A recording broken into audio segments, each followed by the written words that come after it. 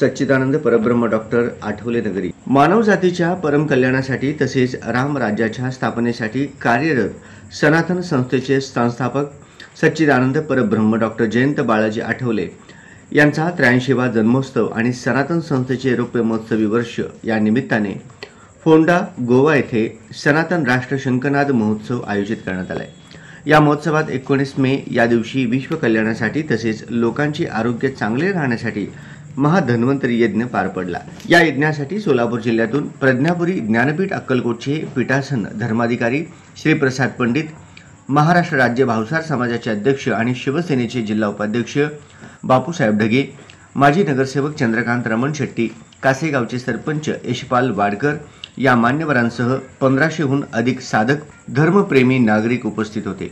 यज्ञात सहभागी झाल्याने सर्वजण अधिक आनंदी झाले होते। अशा प्रकारचा यज्ञ सर्व सृष्टीला हितकारक आहे, अशा प्रतिक्रिया या प्रसंगी सर्वांनी व्यक्त केल्या। नरो यत्तदेव जगो मदन्ते